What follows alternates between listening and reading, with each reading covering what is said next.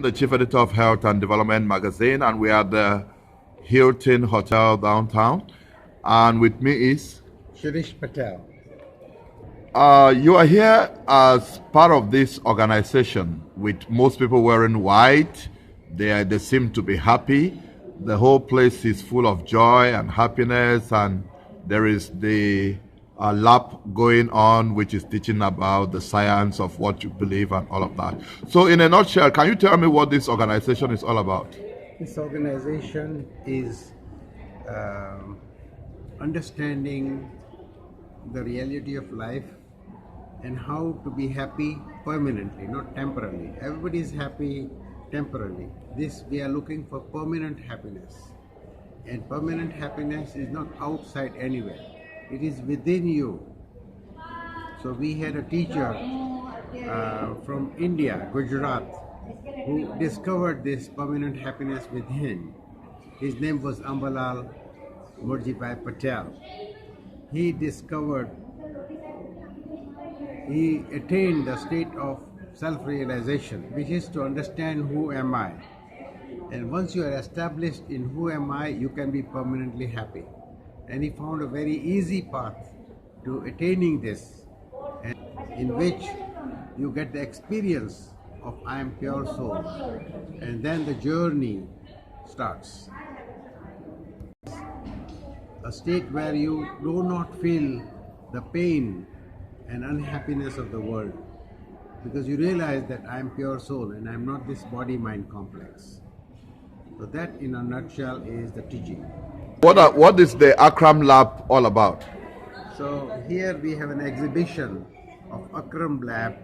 It is showing the qualities of the soul. You know, what is soul like? It cannot be seen with your eyes, but it can be felt, and all the properties that it is permanent. There is no birth and death in it, and there is only happiness in it. And This is from India. How is this all related to Buddhism, or how is it different from Buddhism? well, instead of telling you how it is different from Buddhism, I would rather tell you what it is, because I don't know exactly what Buddhism is.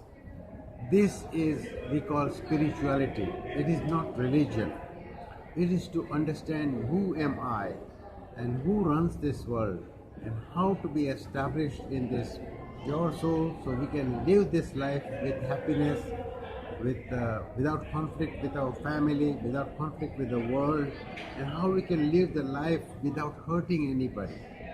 So this is spirituality. And here we get people of all religions. They can be Hindus, Muslims, Christians. We get people from Argentina, Brazil, Germany, India. So it's not related only to India, it's for the whole world. But the principles are the same. For all human beings, the principles are the same. We might have different colors or different religions, but who am I is the same for everybody. So we've looked at the weaknesses of human beings, and you are discussing some of them in the workshops, like anger and how that can be taken care of. So, can you explain to the public how you overcome anger as a weakness and other weaknesses, and why your teachings say that God is in every human being and a human being is God, so that they understand? So first, talking about anger, every human being has anger, and anger is a weakness. It is not something to be proud about. So we have to overcome the weakness of anger. We have to understand the nature of anger, why we get angry. Sometimes, most of the time, we get angry because we don't get our way. So, and that's every once you have to understand the reason for it. Then second thing is, whenever you get angry, you have to say, I'm sorry, it was a mistake, I don't want to do it. And the third thing you have to do is, don't protect the anger.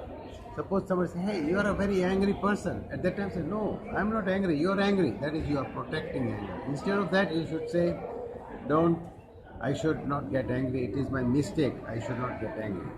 So three things: understand, first of all, make a decision, I don't want to get angry because anger is bad for me. Second is, understand why it is wrong.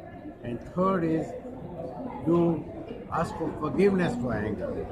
And finally, don't protect the anger. Always confess your mistake to overcome it. And then talk a little bit about how you people relate to God, because you say God is in every human being, and human beings are God. So what does that mean? Well, my teacher used to ask this question: what is the address of God? He says God is not up there in the sky anywhere, but God is in every living creature, whether visible or invisible. And He is in every human being.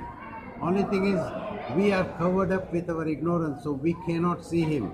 And that ignorance is the weakness of anger, pride, deceit, and greed, which does not let us see our own God within. And here, our teacher has a special way of making you realize that I am not this physical body, mind, and intellect, but I am pure soul, and pure soul is God, and God is permanent happiness. It is not far away anywhere. It's right within you. We just have to find it here. And any search for God outside yourself is running away from God. So from your explanation, it seems like you deal with end-of-life issues. There are people who have never been to churches, to any theistic faith like Islam, Christianity, Judaism. So you have those atheists who just become part of your group and they are following your teachings. Are you saying that they are all right till they die just to follow you without believing in God, confessing God? Are they okay just coming from being atheist and joining your group and making life successfully to the end? It's okay. It's all right. Any religion or atheist can come here, and everybody wants happiness. I have not met a person who wants unhappiness. So anybody who's looking for happiness can get happiness here. And they can be from any religion, any color, any caste. And yes, they can get it here. The only thing is they have to understand the reality of life. Who am I? Who runs this world? And how to live in this world without conflict. We just give you understanding here, not any rituals or anything. Understanding of who am I.